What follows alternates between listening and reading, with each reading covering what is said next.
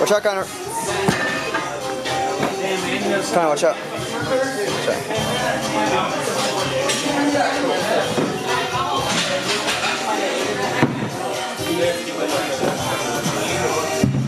Ever do those cross the chest with the dumbbell? Ever do those cross the chest with the dumbbell? Ever do that? Oh man, it really gets the chest. It gets everything. Right here. Like you can see it, like it even fits. Yeah, dude. Let's go, Jimmy. Get it, Jimmy. Yeah. Go on. Oh, come on. Get it. Hell yeah, brother. Go on. Shit. Jimmy. Come on, Jimmy. Come on, soup. There you go. That was 6. You got it. Come on. Actually, it was 7. It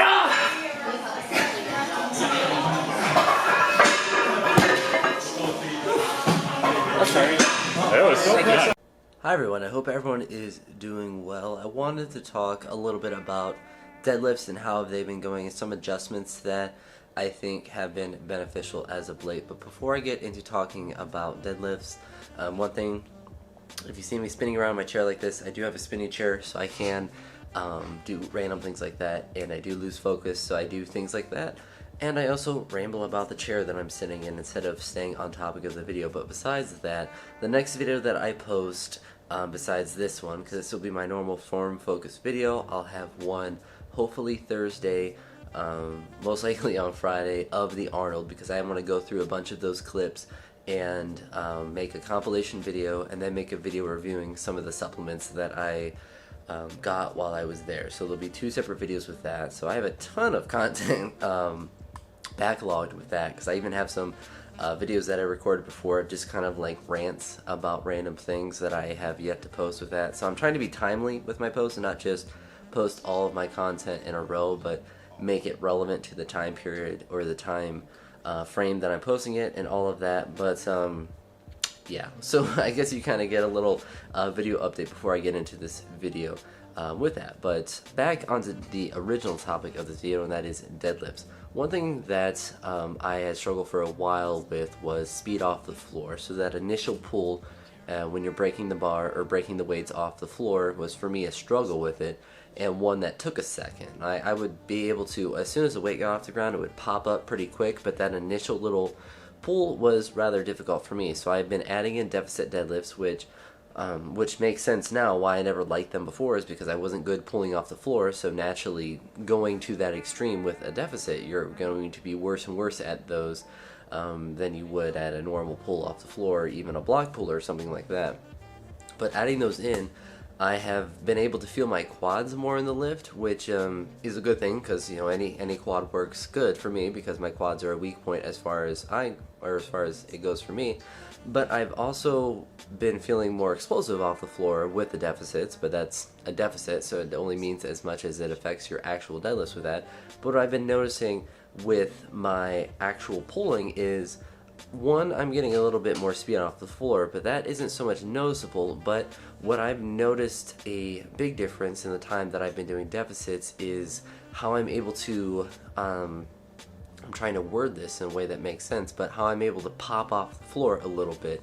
And if you notice in that last video, the weekly update that I posted, towards the end of it I posted the set of deadlifts that I did, or if you go on Instagram you can see them, or on my Gym and Random channel, that I'm not sure, I think I have it linked in the description if you want to look there. That 505 that I did for 8 total reps, each one of those reps I was popping it off the floor, kind of pulling the slack out of it as much as you can with a stiffer bar, and then just moving it really quick and relatively easily for me with that kind of weight that I was working with it. So that's something that I've noticed is a big change. It's not something that I've really thought about too much, of trying to jerk the bar or anything like that, but it's something where I'm just thinking generally in all my lifts to just be more explosive off the floor and the bottom of a squat and the bottom of a bench. Whatever movement that I can be more explosive in, I'm just trying to do that a lot more and the deficits have allowed that to click a lot more.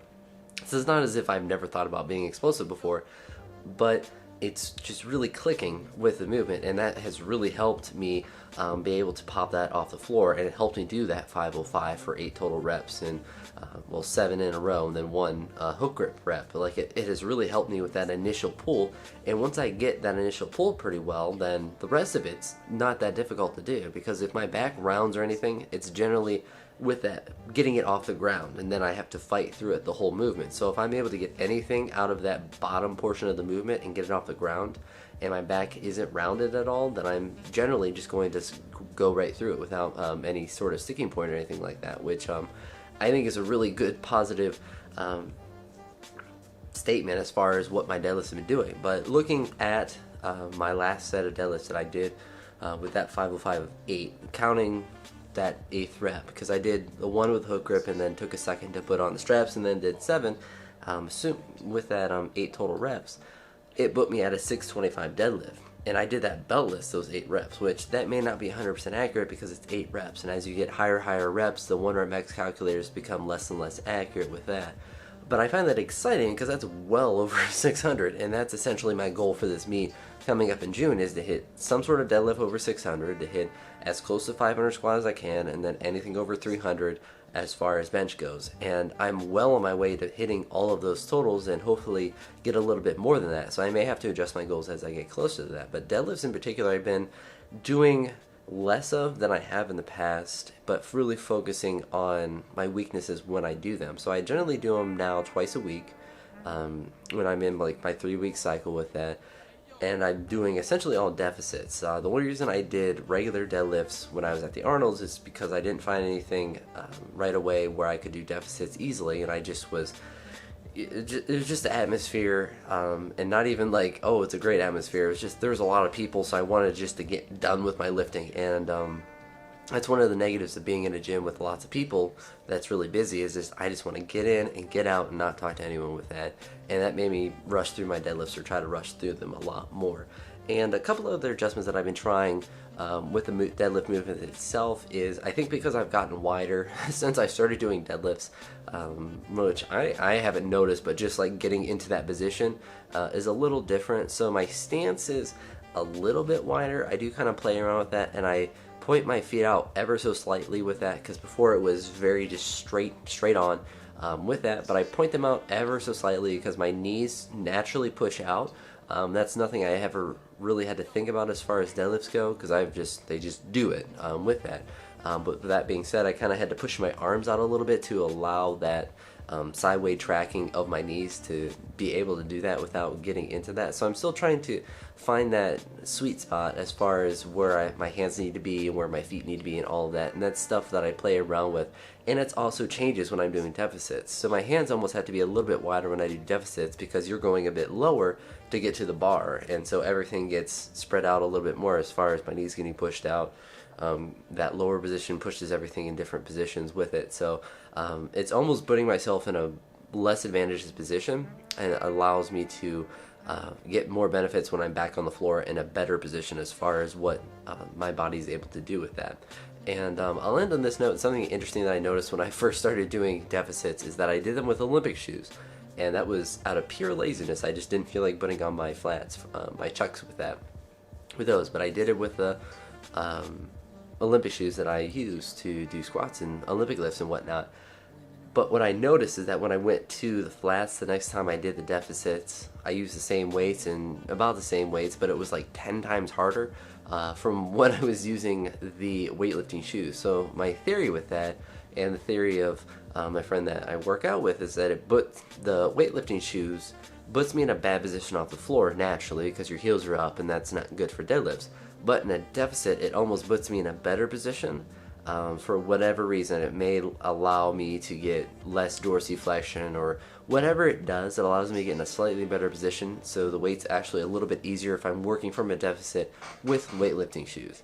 But if I'm from the floor, then I definitely feel a difference with just feeling like complete garbage when I'm doing my deadlifts. And I'm not envious of anyone who struggles with deadlifts and any sort of thing, because I've been very lucky to have really good levers and to just have some natural ability, I think, with deadlifting and not really having to worry about my form that terribly much in relative terms compared to the other lifts that I have. It's been the one that's been the most natural and really the most consistent with what I've been doing with that. So that part is exciting itself with that. But I'll wrap up this video here. Hopefully I have some deadlift clips to show with you. If not, I do apologize. Like I said, I'm not doing a terrible amount of volume as far as deadlifts go, but if I remember to, I'll try to record more of my sets of deadlifts next time I do them, so I'm able to share more of them with you and get some different angles and get all them whatever people like to see. I guess sideways and front ways, front forward are probably the two major ways, but I'll try to get some of those, and hopefully you're seeing them in this video. But if you made it at this point, I appreciate it, and if you have any thoughts or comments or questions or anything, please leave those down below. And as always, thanks for watching and have a wonderful day.